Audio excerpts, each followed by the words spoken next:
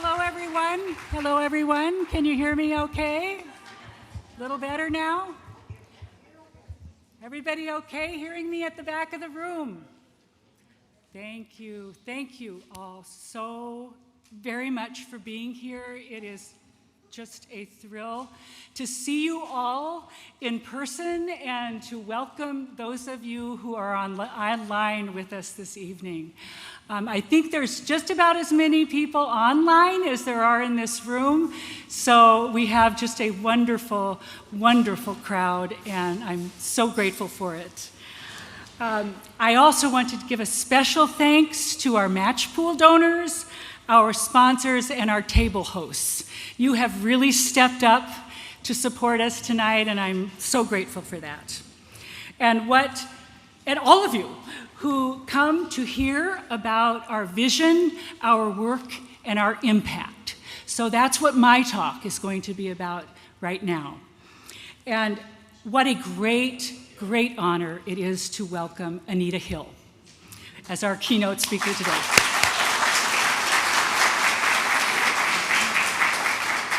An extraordinary leader on the issues that are absolutely core to the mission of Global Rights for Women.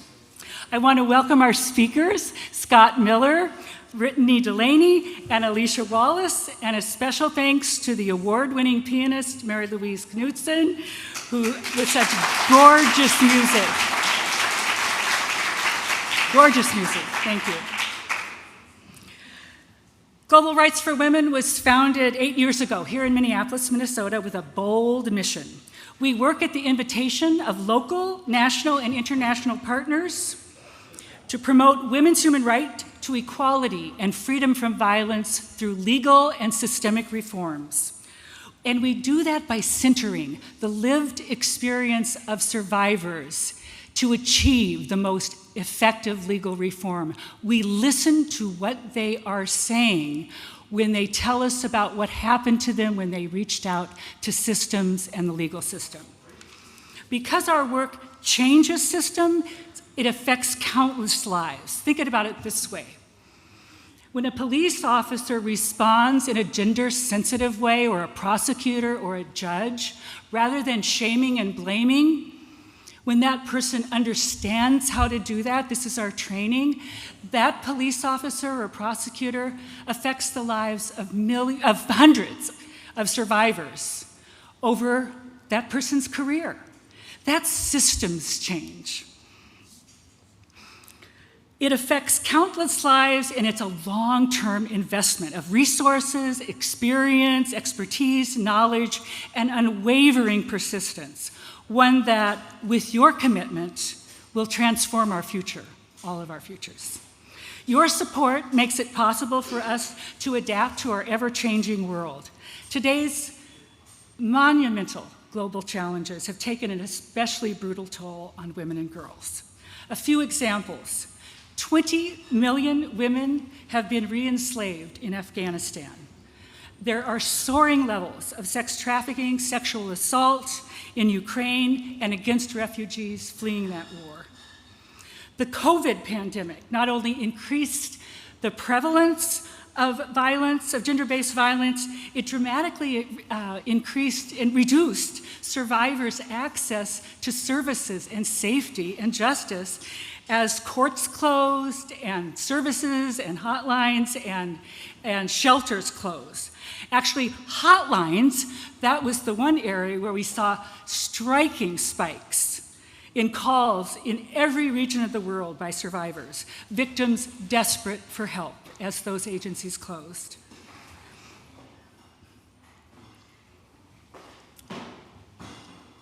And that is on top of what was already a global pandemic of violence against women and girls. Before COVID, the United Nations reported that throughout the world, each day, 137 women and girls are killed by family members, mostly males. That is over 50,000 a year. 50,000 a year. Deaths, that's not counting the injuries and the broken bones and the bruises. In Minnesota, already alone this year, what are we? Almost October. 16 women and one of their children have been killed by those women's former or current partners. 16 already this year. So we're ready for a very different world than the one I've just described, and we know we can achieve it with your help. Let me tell you about some of our current work. First, we are back on the road in the skies, and we're so happy to see the real life. Yeah.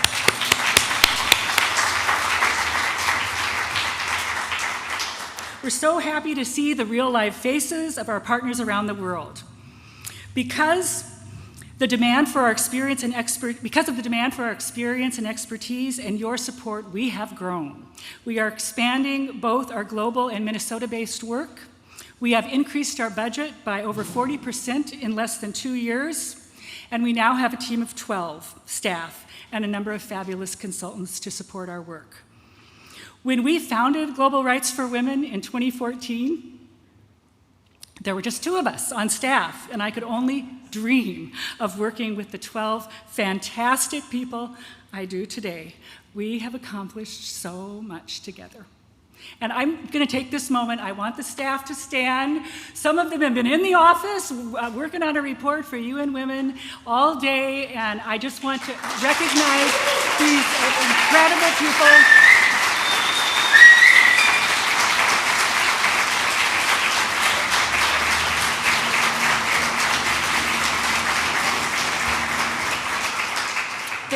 They are committed, they are smart, they are agile, and they are utterly persistent.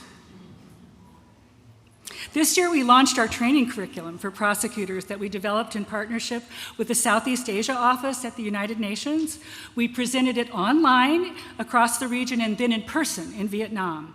Gender-based violence is committed in that region of the world with utter impunity. There is no accountability for it. Prosecutors must step up in these countries where 30% of the world's women live, over 30 countries. With those numbers, you can see the impact of our work. In the Republic of Georgia, a small country, we continue our longstanding work to improve law enforcement's ability to identify the most dangerous abusers and ensure shelters are safe for survivors.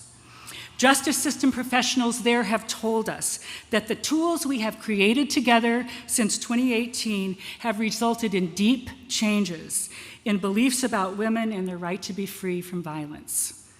We have also been invited to do similar work in Greece and the Bahamas.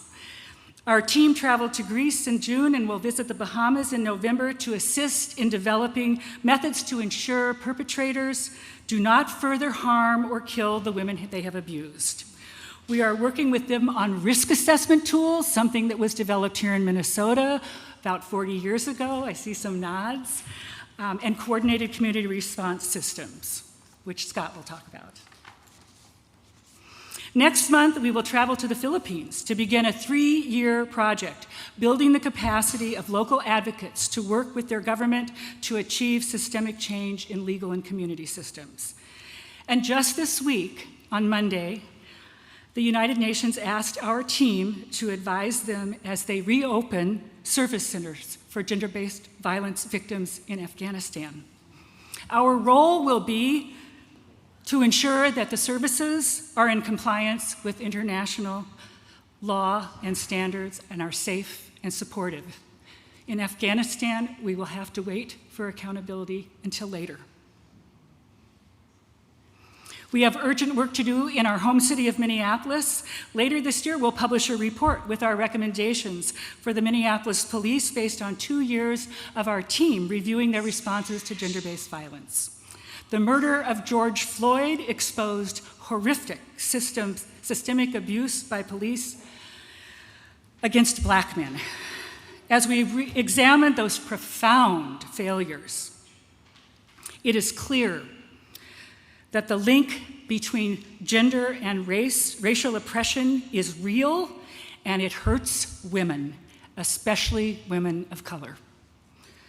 Our local program, Pathways to Family Peace, our staff works with convicted violent men with the goal of changing their thinking and their behavior.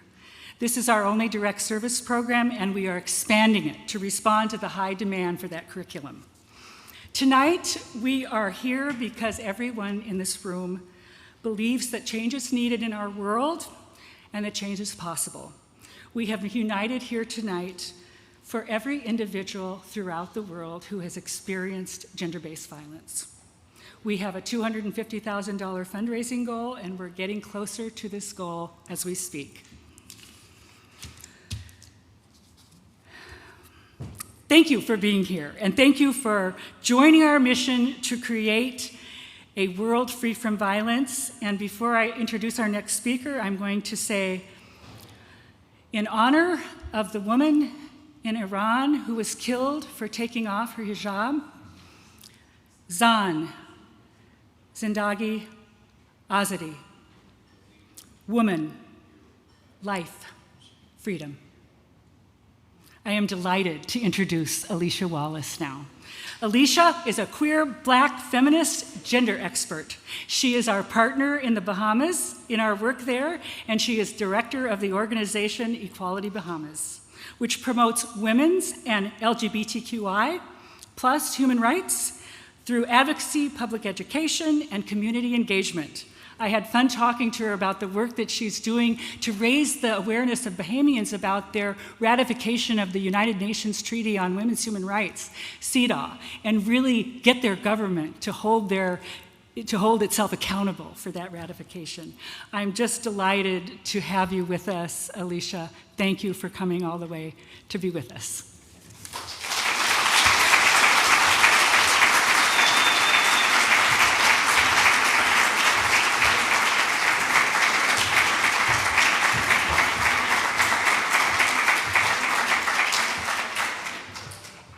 Good evening.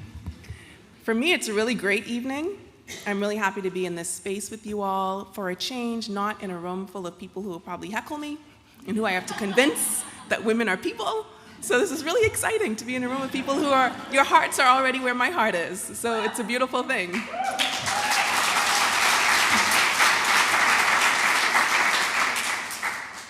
In 2014, a member of parliament in the Bahamas made a non-joke about domestic violence, and I was pissed. I didn't know I had to do something with this rage, and I knew I probably shouldn't burn parliament down. So I decided to start a coalition. I called up some other organizations and I said, look, we need to get together, we need to do something about this. This cannot stand and we cannot be silent. And that was the beginning of Equality Bahamas. And when we started, we didn't know that we would grow to this extent. We didn't know that we would be looking beyond domestic violence and looking at gender-based violence more holistically and more broadly. And it is really the root of our work, making sure that people understand what gender-based violence is and that it's not just limited to interpersonal violence, but it's also structural. So we need to look at our laws, we need to look at our policies, but also the way that we do our work, the way that we develop programs and services, and ensuring that we are centering the people that we want to serve. And in our work, we have really expanded and really been able to work with other organizations. And to be quite honest with you, it's difficult to work with international organizations. You have a lot of challenges because they sort of swoop in and they know everything, and you just become the sort of on-the-ground expert. And I'm really happy to say that that has not been the experience that we had with Global Rights for Women at all. We have been working together for a while. We were supposed to start this project, and then COVID-19 started and really set us on a different course. And we really worked closely together to figure out how we can address some of the challenges that we were facing because we had to change the entire modality. And the client, of course, is really attentive to people who have expertise in certain spaces. And the Global Rights for Women team was really intentional about saying, look, don't just ask us, ask Alicia, ask the team at Equality Bahamas. Let's talk to the people on the ground and let's figure out what the situation is, who knows what, and let's make the best use of all of our resources and our experiences and our knowledge. And that has really made this a really delightful partnership in a true sense of the word, like full of delight. I mean it when I say delightful. And over the course of this time, we've been really looking at data, how we use data. A lot of times people will throw out numbers and say, it's really important to find out what the numbers are, but we're also focusing on stories. we're also prioritizing the real experiences of people, of women, of survivors. And what's really exciting about this project that we're working on in the Bahamas right now is that we're not just doing research. We're not just collecting numbers and stories and then presenting it and saying, here you go, proving our case. That's not all that we're doing. We're using that to create something new. We're going to use that to create a comprehensive care model for survivors, which is incredible. It's groundbreaking. It's not just putting out a report. This is the next step. And what's really important when we think about partnerships is not just thinking about what we are individually bringing as people and as organizations, but what we can do together. What can we create that is new? How can we transform this space? How can we transform this work? How can we transform people's lives? So at the end of the day, working with Global Rights for Women as Equality Bahamas, 1 + 1 is equal to more than 2.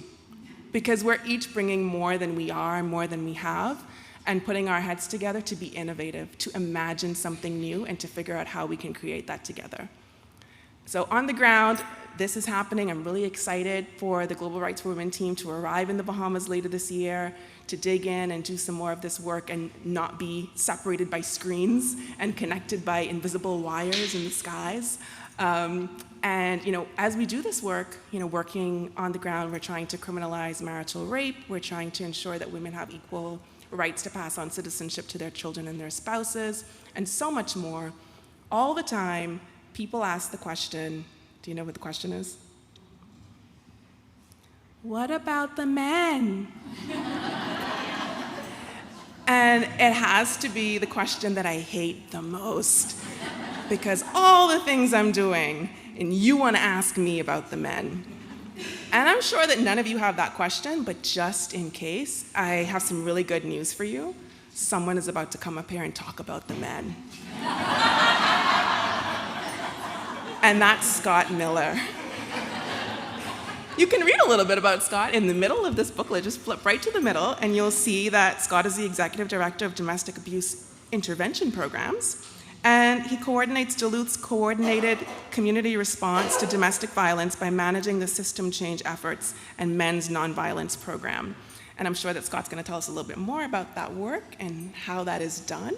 So welcome, Scott, to talk about the men.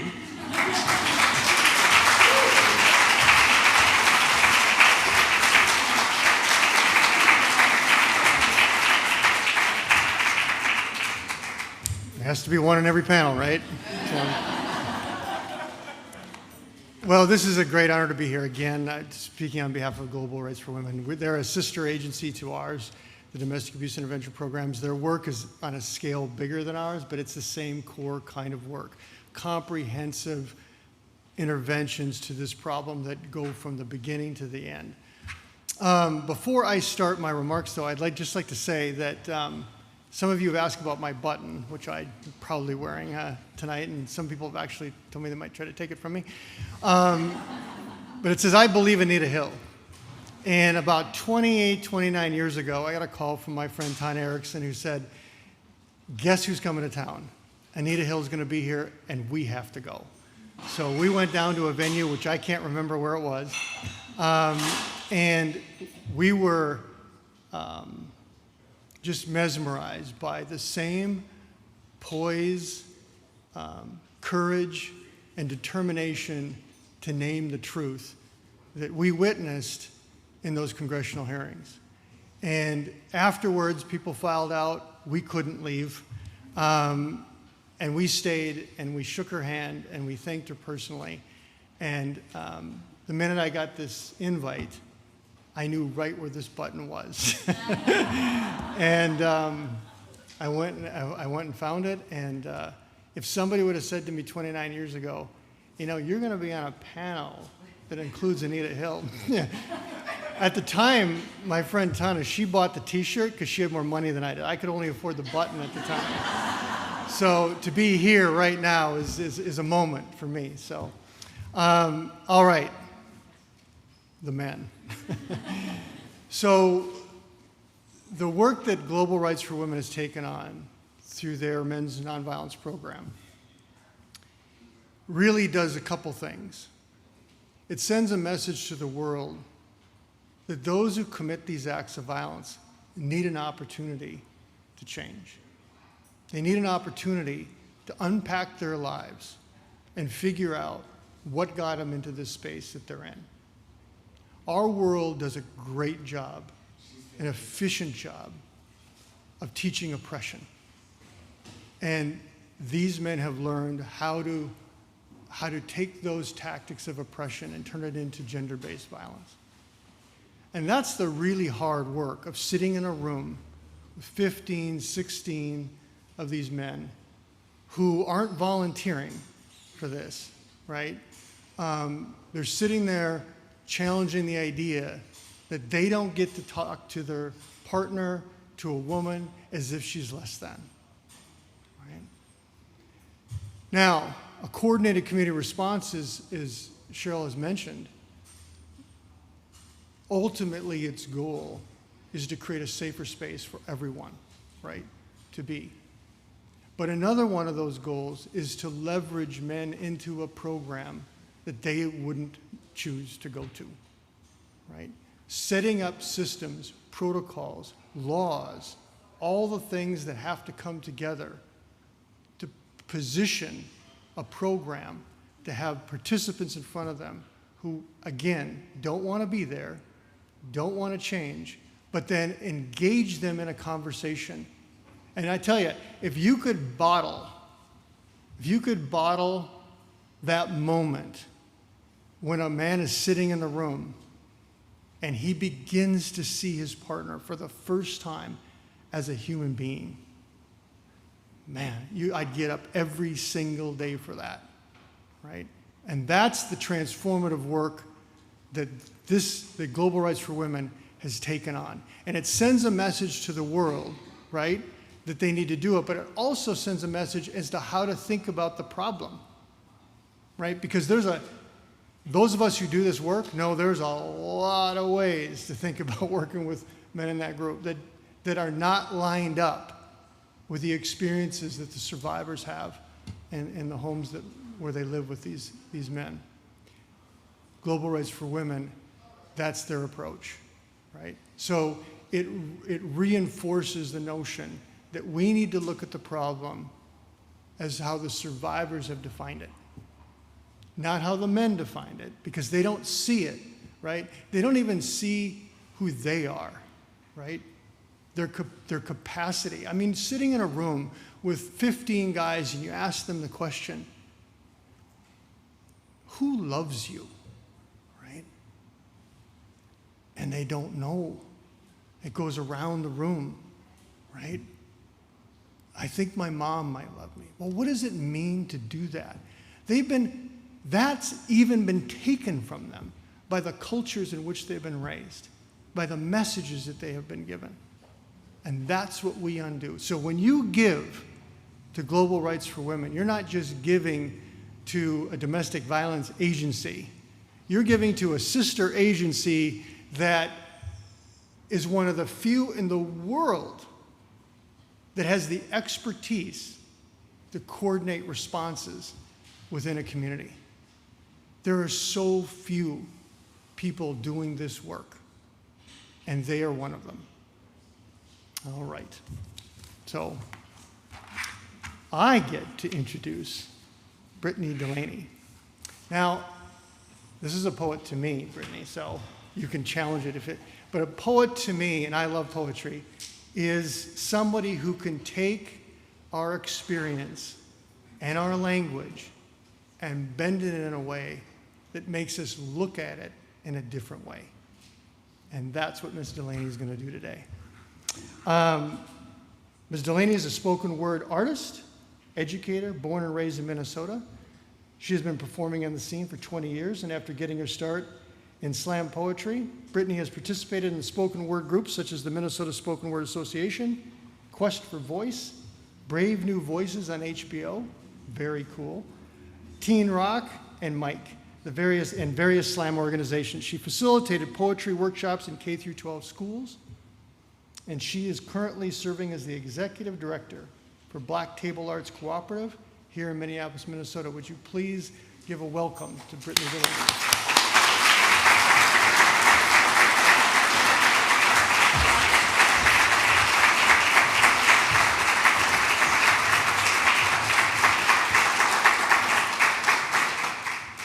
Thank you. Thank you for having me. I was just talking to another arts educator and poet not long ago about sort of the progression of our lives as writers, especially as poets, how we start off in these really personal poems, and then we sort of stretch out and you become the educational poet or the political poet.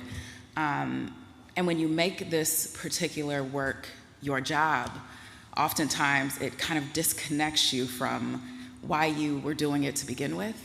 And so I'm grateful for opportunities like this that call me back home, that remind me why I started writing to begin with, that reminded me that this was freedom and what I was getting free from. So I'm gonna share this with you all. Purple was my favorite color growing up.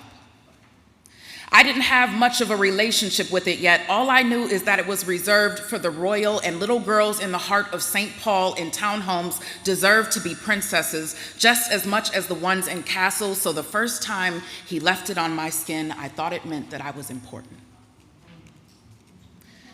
I want to make excuses for him, but the he's get enough attention in my life, so I'll tell you mine. I come from a home of two loving parents that was interrupted by the stories that they didn't know. And if you had asked me 10 years ago, I would tell you that the signs were written down the walls as loud as a Sunday tongue, but Black parents trying to keep the lights on, food on the tables, clothes on backs, don't have time to be bilingual, and the water that cleanses the sins of man is costly. The storyline isn't new. It ran 3 seasons in our bloodline. I was the recipient of characters who had been breaking the foundation of health for generation, and the shattered were sworn into silence because we don't talk about Bruno in this house. We don't acknowledge how many girls love purple and how many boys did as well, but we didn't see it until it was black and blue and cracked out on corners singing its boozy blues to 2 a.m. streetlights and coming home to whisper them like haunted lullabies to the girls. And I know the song very well. Heard from soprano to tenor, man, we have vocalists in this family. So when I met him, I was drawn to his humming. It was like a homing call. In the beginning, the lyrics were different, less haunting, always said I was beautiful, always said they loved me until they reminded me that my family would never get me, always said how nobody ever actually wanted me, and I heard this before. So where 2 or more voices are gathered, it was confirming. The harmful had been like peer mediators, a panel of reviewers. I thought that if I wanted to get my master's in this life, every story I would have to go through them, so I moved in circles and cycles until motherhood jarred the will. I tried to tell my story in the past, but social media said pictures or it isn't real. Family vanished, and judges said, did you grab a selfie that shows the color wheel? Because the first thought of a victim is to create a documentary film. What he meant was, never mind how many people in this house wear purple. Do you have proof that women are made to be more than entryways, more than the recipients of the male gaze and grab, that your innocence is more than a fantasy to be snatched? Can you ask me questions like, what if I was your daughter, your sister, your mother, so I will feel like you are less deserving of judgment and maybe give you justice, because women have to be property first to determine their value in the system. And if that isn't true, then explain to me a room full of men deciding on abortion, or birth control, or why I need the signature of my husband to tie my tubes. Tell me how this life doesn't tie my hands. Tell me how liberated I am when half of my body count is comprised of people I never decided to let in. This is not equality. This is not a freedom song. These lyrics are still the haunted lullabies sang to 1 in 3 girls in every home. The only thing rare in this story is the stake I have in showing you the patchwork on my skin. It is me speaking up because violet turns to violence in the neighborhoods I grew up in and grew out of. My family does not lift the rug. It's too heavy for some. The weight of every untold story, of every ancestor who stitched the silence into the thread work, but I had to because I was under it. I could not build a home for my children cuffed to unspoken words. I want them to learn the freedom of the alphabet, to turn the page on every book, especially the ones written by the people who are not the victors. I want to tell you a great story of overcoming. tell you I wear purple in different ways now, maybe even tell you I feel royal, but that is the sitcom version of healing. This one is not linear. This one makes me feel like I figured it out by Wednesday, lost it by Friday, and picked it back up by Monday. This one makes me pause before I answer my children in moments of hurt. This one makes me the hearer of all similar songs in a room full of people singing them too loudly to observe who they haunt. This one means our holidays are lonely. But it also means my babies know that their temples are holy, the groundwork for worship, a place where they choose the guests, no more broken locks. I can tell you that my daughter loves purple, and God willing, she will never have to unpack this metaphor. I can tell you that my son loves it too, and God willing, he will never have to unpack this metaphor. So maybe I'm a little wrong. Maybe this is turning into a victory song. Maybe that little girl in the townhome in St. Paul does get to be royal, get to be warrior. Either way, this story is for the colorblind deciding justice in a room full of color. Thank you.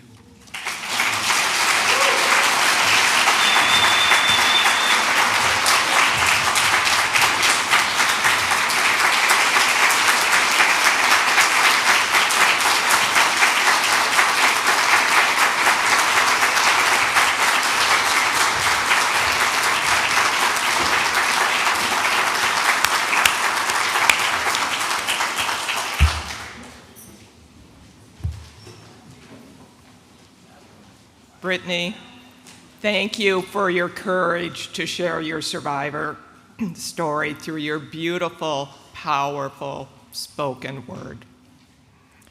At Global Rights for Women, we're all about listening to and believing survivors and holding perpetrators accountable. I'm Lynn Anderson, board chair of Global Rights for Women. We're honored to have you join us tonight in person and on the global live stream as we unite to end gender-based violence. You've heard from Cheryl, Alicia, Scott about our work to end violence against women and girls, which is laser focused on legal and systemic change. Both locally here in Minnesota through our work with the Minneapolis Police Department and our local men's nonviolence program, and globally, including in this past year, the Bahamas, the Republic of Georgia, Greece, Vietnam, Thailand, and the Philippines.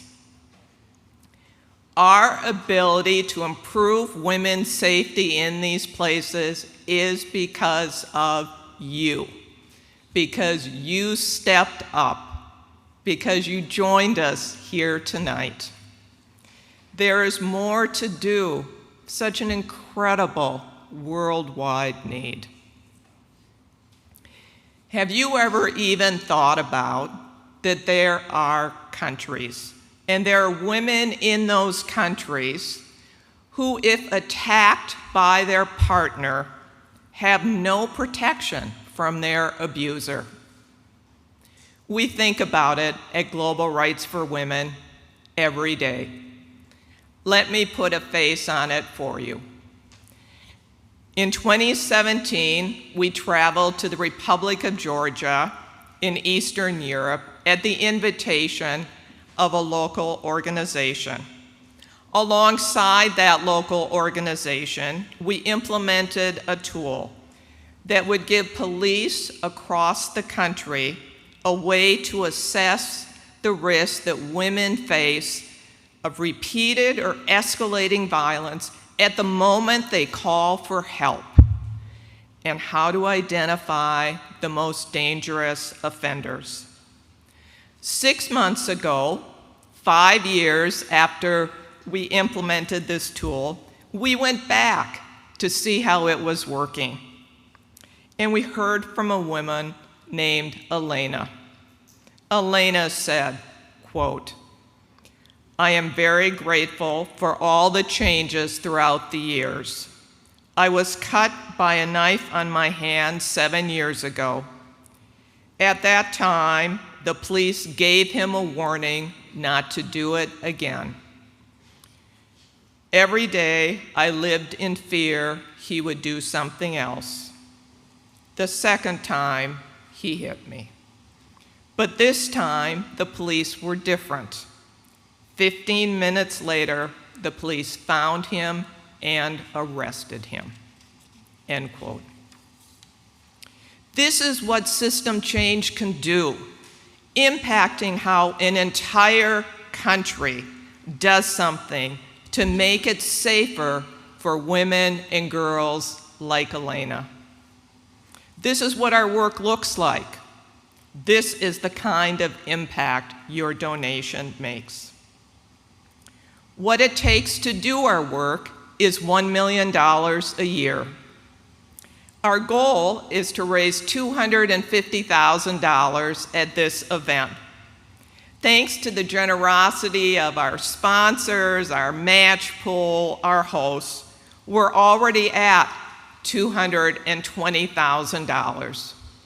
We're on a mission to close that gap of $30,000 and blow past it. Supporting our work can be done in 3 ways. Donate on your cell phone. Simply send Unite 2022 to the number 243725.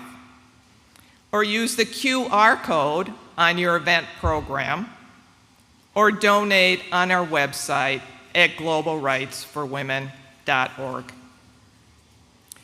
To do our work in the Republic of Georgia over 5 years has been $300,000.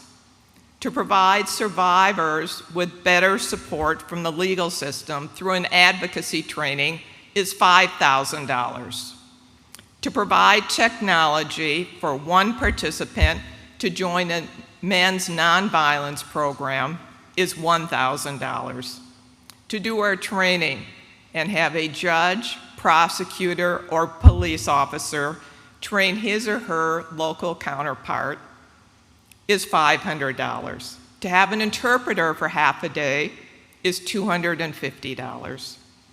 To cover the cost for one survivor to attend a focus group so police can better support survivors is $50. From around the world, we receive requests for our expert assistance, usually from women-led nonprofits in the country or UN Women in the country, to help them change the laws and systems in their countries. They become our international partners, like Alicia. And if we are able to help them change the laws or systems in their country, they are changed for every woman and girl in that entire country. Professor Anita Hill, in her book, Believing, states that legal systems alone are not the whole of the solution. Quote, "Gender violence will continue to exist until we change the culture that supports it and the structures that enshrine it." End quote. Last year, our projects and partnerships impacted women in half of the world's countries. Let me say that again, half of the world's countries. You came to this event because you believe that change is possible and believe in a future where women and girls live without gender-based violence. A world of thanks for uniting with us. A live total will be announced at the end of this event. And now Cheryl, our founder, leader, and internationally renowned expert on legal and system change on violence against women and girls, has the distinct privilege to introduce Professor Anita Hill.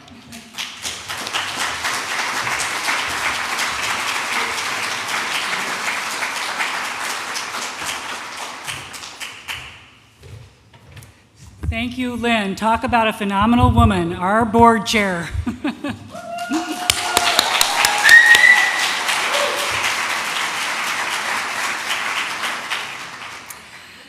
So in 1991, the world was introduced to Anita Hill.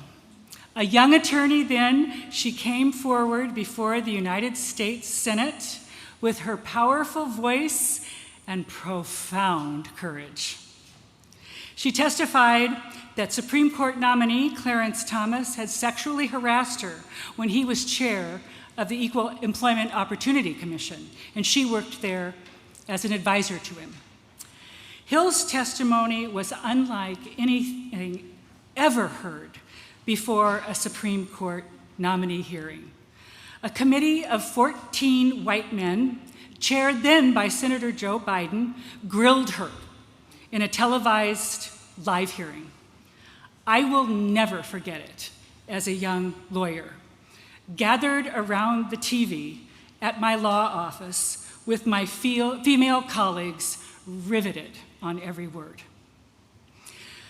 The Senate ultimately confirmed Clarence Thomas with a nomination in a 52-48 vote, and Anita Hill went on to a new life. Condemned by many and facing death threats, nevertheless, she has no regrets about stepping forward.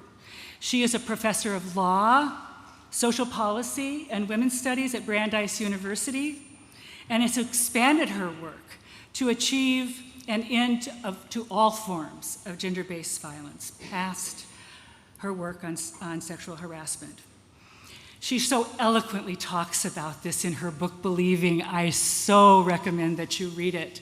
It is a transformative narrative of what we have gone through as women in the United States since 1991. And we at Global Rights for Women just could not be more honored to have her here to speak to us tonight. Thank you for joining us, Professor Hill.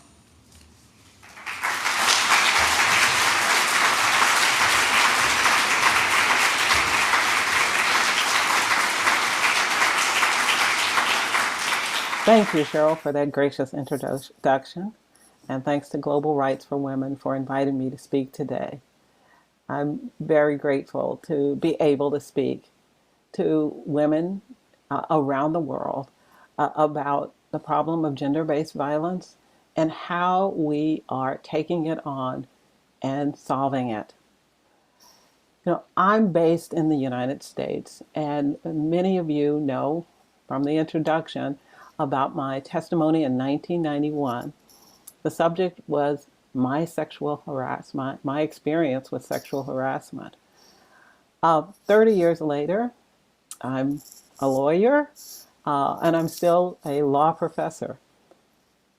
So if you'll indulge me, I'd like to start by talking about sexual harassment, as well as the law, and the role that it plays to advance gender equality, or at least the role that it needs to play to advance gender equality. So 1991 was one period of time when there were people who had not even heard the word sexual harassment, and they certainly didn't know that it was against the law. Today, in many places around the world, people take for granted the laws that protect women from sexual harassment. However, I'm going to go back a little bit further and talk about what led up to 1991. There were a string of cases in the 1970s that went against women who argued that sexually harassing behavior was a violation of the civil rights laws in this country. The decisions were typically based on presumptions that sexual aggression was natural, a result of biology, or normal, and too common to actually curtail. As the thinking went, men naturally demanded sex, and women had to either comply or move on to other jobs. And this thinking was adopted by judges. Courts ruled in favor of employers, instead of the women who had been harassed. Even though sexual harassment resulted in workplace inequalities and fed into other kinds of disparities, these courts saw it as a personal inconvenience. And they ruled that the law never intended to address this kind of behavior. Had this thinking prevailed, it reasonably would have derailed the recognition of anti-harassment protections altogether. Women would have to return to the workplace and be left on their own to resolve the issues that they faced. So clearly the outcomes in these early cases pointed to the need for a different approach to our understanding of legal protections. And as it turned out, there was one judge, his name was Spotswood Robinson III, one judge that would start to bring the claims that women were bringing into the court in line with the legal progress that needed to be made. Robinson's experience as both a lawyer and a judge convinced him that sexual extortion that women experienced at work was, in fact, a civil rights violation. Judge Robinson believed that civil rights protections should be progressive, forward-looking, and expansive.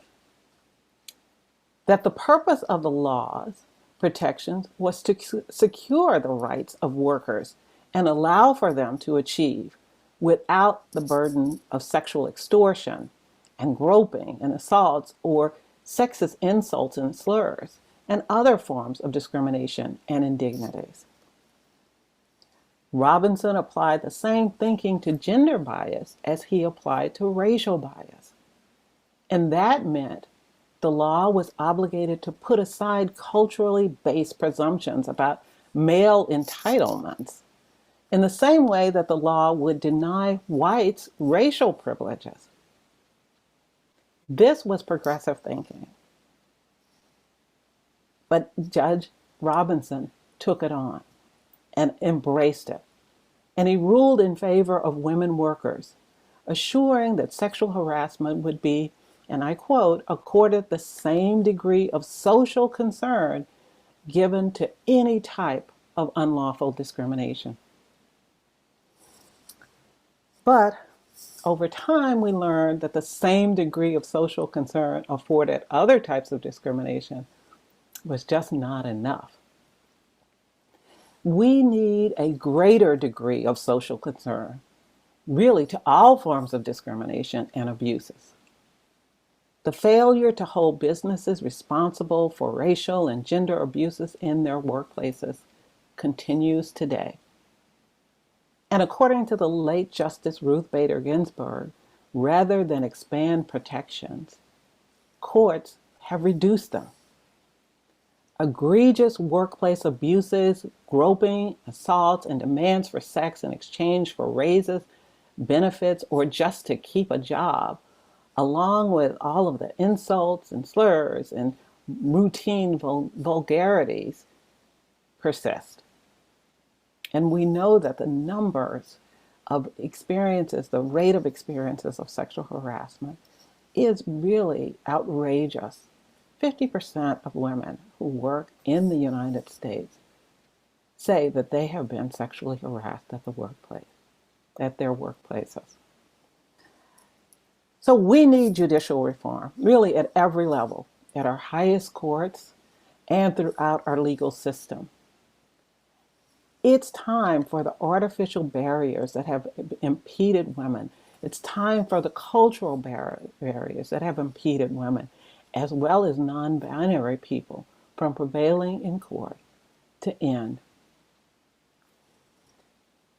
In one of her famous dissenting opinions, Justice Ginsburg called upon legislators to restore robust protections against workplace abuses. That call has yet to be answered in the U.S. We have some protections, but not nearly enough. And around the globe, I know, as you know as well, that those robust protections are sorely lacking in any number of places. And abuse doesn't end at work. I started with sexual harassment, but I know that's not the end of it. Abuse, gender violence happens in our homes, on our streets, in our schools, and in the places where we worship, just to name a few of the locations. During the pandemic, I wrote a book about a whole range of gender-based violence in the United States. Gender-based violence includes the physical violence, the emotional violence and terrorism that some women experience, the psychological as well as economic abuses. And so often we fail to recognize these because we've been looking for broken bones and threats to our lives as the measure of the harm that we experience. And the harm that exists is so much bigger than the physical. As well, the harm is not simply to us, but it's to our families and our allies and supporters as well, very often. Sadly, we are still discovering how the pandemic made the world less safe for women and non-binary people and our families and loved ones. We must ask ourselves, can we survive another global, regional, or even national catastrophe? We, as a people, as a society, as a world, need to acknowledge that we are all in this together. What happens to women anywhere on the planet affects the entire world. Fortunately, over the last year or so, I've had the privilege of witnessing communities, organizations, and individuals that are working to eliminate the roots of this problem, the roots that harm everyone. They're understanding that communities are harmed, that organizations can do better, and individuals are stepping up to do their part, in addressing gender-based violence. It's an exciting time, and the public conversation, I believe, is only just beginning. We are beginning to understand that gender-based violence is a systemic and cultural worldwide problem, operating, I believe, at a crisis level. This problem requires a global response. Throughout the world, we need political leaders, judges, school and religious leaders, police forces, and business owners to take responsibility, to hold themselves accountable. Those in power must put in place robust protections that are sustained and systemic, that survivors and victims are demanding. That is what accountability looks like. Not only putting those practices and those protections in place, but also listening to survivors and victims for what it is they need and how their problem and the world's problems can be solved. That is why global rights for women's work is critical. You've heard from speakers about the remarkable efforts that are being taken today. The work that you are doing, that the Global Rights for Women is doing, is just indispensable.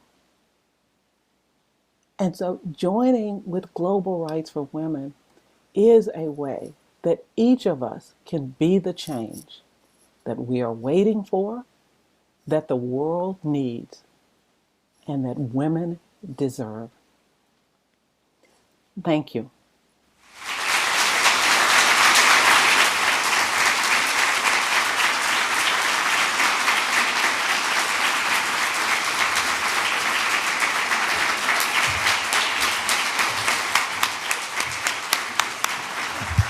What a privilege. Isn't that incredible to have her speaking to us like that as a community?